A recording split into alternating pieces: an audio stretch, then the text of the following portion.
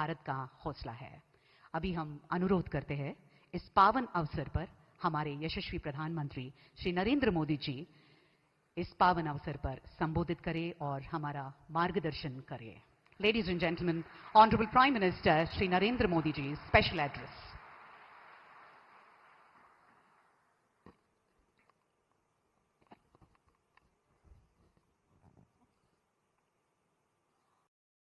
तेलंगाना के राज्यपाल श्रीमान शिव प्रताप शुक्ला जी, राज्य के मुख्यमंत्री श्रीमान रेवंत रेड्डी जी, केंद्रीय मंत्रिमंडल के मेरे साथी जी किशन रेड्डी, बंडी संजय कुमार, संसद के मेरे साथी कोंडा विश्वेश्वर रेड्डी जी, तेलंगाना सरकार के मंत्री, अन्य जनप्रतिनिधि, देवी और सज्जनों, साइबराबाद का सामर्थ्य नेशनल भी है और ग्लोबल भी है। तेलंगाना के और देश के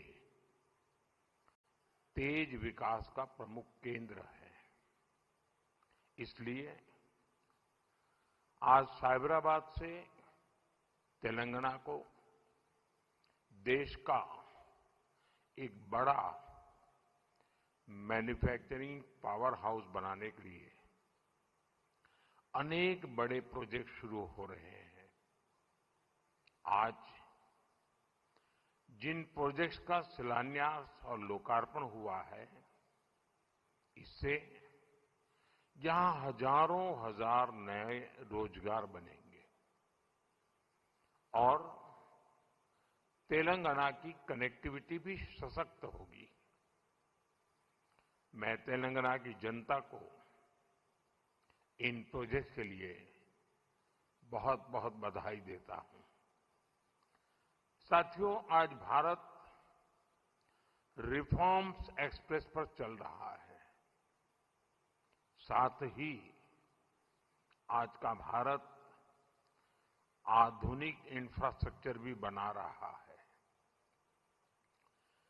जहीराबाद इंडस्ट्रियल एरिया के निर्माण के पीछे भी यही लक्ष्य है। ये इंडस्ट्रियल एरिया, इंडस्ट्रियल कॉरिडोर विकसित करने के भारत सरकार के राष्ट्रीय अभियान का हिस्सा है। ये एक प्रकार से इंडस्ट्रियल स्मार्ट सिटी बनने जा रहा है। यहां वर्ल्ड क्लास इंफ्रास्ट्रक्चर होगा, बेहतरीन पावर सप्लाई होगी, एडवांस आईसीटी नेटवर्क होगा, यानी दुनिया भर के निवेशकों के लिए यहां हर वो सुविधा होगी जो इंडस्ट्री के लिए उन्हें जरूरी है। इन सुविधाओं के निर्माण के लिए भारत सरकार के हजारों करोड़ रुपए लगेंगे और तेलंगाना, हैदराबाद के हजारों नौजवानों को रोजगार का माध्यम बनेगा। यहां बनने वाली गाड़ियां, मशीनरी, यहां लगने वाले फूड प्रोसेसिंग उद्योग, ये तेलंगाना के श्रमिकों और किसानों को भी सशक्त करेंगे। साथियों, अतीत में जब भारत दुनिया की बहुत बड़ी इकोनॉमी था, तब हमारे वस्त्र उद्योग की बहुत बड़ी भूमिका थी। अब हम अपनी उस विरासत को फिर से सशक्त कर रहे हैं।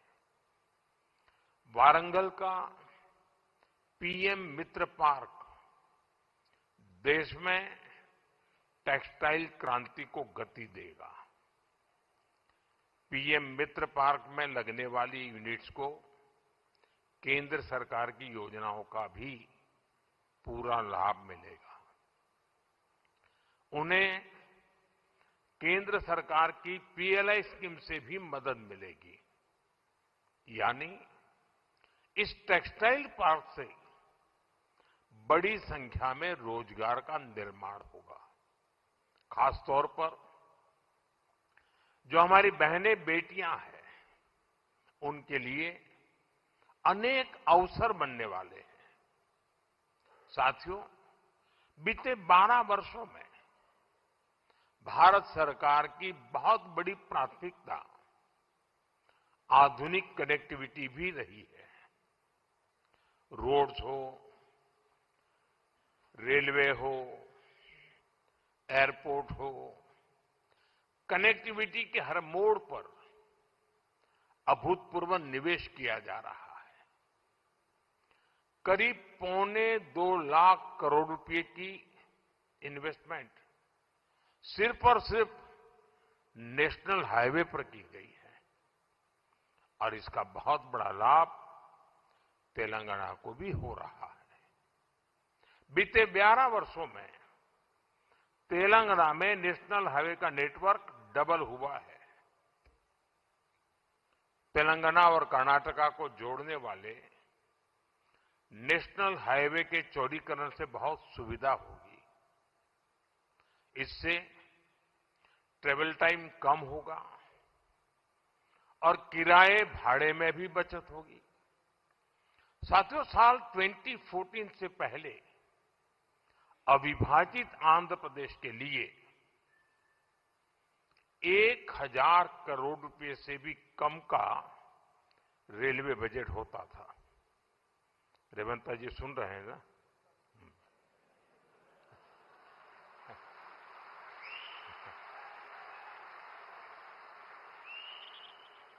संयुक्त आंध्र के समय रेलवे का बजट 1000 करोड़ रुपए से भी कम था।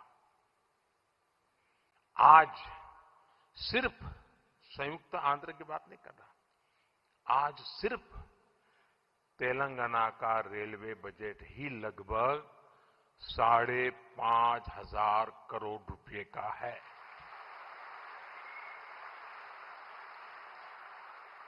वर्तमान में करीब 50,000 करोड़ रुपए के रेल प्रोजेक्ट्स पर यहां काम चल रहा है।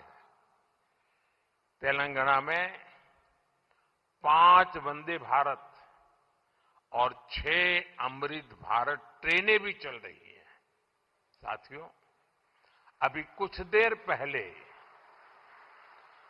Kazipet Vijayawada multi tracking project के कुछ सेक्शन का लोकार्पण हुआ है। इसके अलावा Kazipet rail under bypass line का भी राष्ट्र को समर्पित की गई है। इन सुविधाओं से सफर भी आसान होगा और ट्रांसपोर्टेशन की गति भी तेज होगी। साथियों, 21वीं सदी की इस दुनिया में बिना ऊर्जा सब काम ठप पड़ जाता है। एनर्जी सिक्योरिटी का क्या महत्व है, ये आज दुनिया का हर व्यक्ति महसूस कर रहा है। इसलिए भारत की एनर्जी सिक्योरिटी पर हमारी केंद्र सरकार अभूतपूर्व निवेश कर रही है। मलकापुर में इंडियन ऑयल के नए टर्मिनल का उद्घाटन इसी दिशा में एक बड़ा कदम है। यह टर्मिनल तेलंगाना की बढ़ती एनर्जी नीड्स को पूरा करेगा, सप्लाई चेन को मजबूत करेगा। साथियों, बीते सालों में सोलर पावर के मामले में भारत दुनिया के टॉप देशों में पहुंच चुका है। पेट्रोल में इथेनॉल ब्लेंडिंग को लेकर अभूतपूर्व काम हुआ है। पहले हमने 100% एलपीजी कवरेज पर फोकस किया, अब हम पाइप से सस्ती गैस पर फोकस कर रहे हैं। सीएनजी आधारित व्यवस्था को प्रमोट कर रहे हैं। ऐसे तमाम प्रयासों के कारण भारत इस बहुत बड़े वैश्विक ऊर्जा संकट का सामना कर रहा है। लेकिन अब आज समय की ये भी मांग है कि पेट्रोल, डीजल, गैस ऐसी चीजों का बहुत संयम से इस्तेमाल करें। जो एनर्जी प्रोडक्ट हम विदेशों से मंगाते हैं, हमें प्रयास करना है कि जितनी जरूरत है उतना ही उपयोग करें। इससे विदेशी मुद्रा की भी बचत होगी और युद्ध के संकट से होने वाले दुष्प्रभाव को भी कम किया जा सकेगा। साथियों, आज तेलंगाना का युवा नए सपने देख रहा है। यहां का किसान नई उम्मीदों के साथ आगे बढ़ना चाहता है। यहां के उद्योग, यहां के एमएसएमई, यहां के स्टार्टअप सब एक विकसित तेलंगाना के निर्माण में अपनी भूमिका निभाना चाहते हैं, क्योंकि तेलंगाना विकसित होगा तो भारत विकसित होगा। मैं तेलंगाना के हर परिवारजनों को ये भरोसा दिलाता हूं कि आपके सपने पूरे करने के लिए केंद्र सरकार ही इससे भी और तेज गति से काम करती ही रहेगी।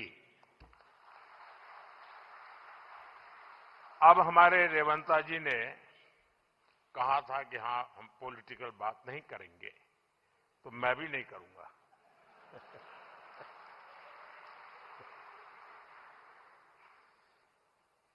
और इसलिए नॉन पॉलिटिकल बात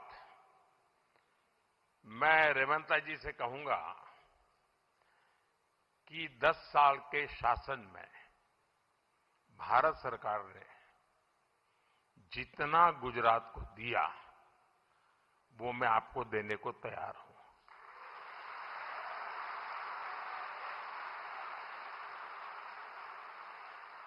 लेकिन मेरी जानकारी से मैं आपको बता देता हूं कि जैसे ही मैं ऐसा करूंगा, आपको जो अभी मिल रहा है वो आधा हो जाएगा।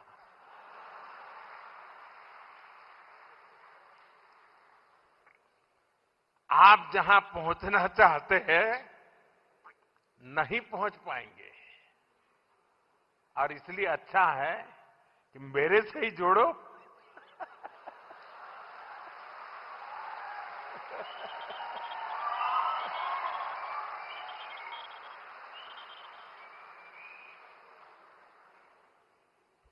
साथियों, हमारा एक पक्का विश्वास है कि डेमोक्रेसी में राज्यों में अलग अलग प्रकार की सरकारें होना कोई बुरी चीज नहीं है, लेकिन देश के विकास के लिए राज्यों का विकास भी उतना ही महत्वपूर्ण है। राज्यों के विकास के बिना देश का विकास संभव ही नहीं है, और इसलिए हमारी सारी योजना के केंद्र बिंदु में राज्यों का विकास हो, तेज गति से विकास हो, उस भाव को लेकर के हम सब मिलकर के चलें और 2047 विकसित भारत का सपना हम अपनी आंखों के सामने सिद्ध होता देखें। यही मेरी सबको शुभकामना है। बहुत बहुत धन्यवाद।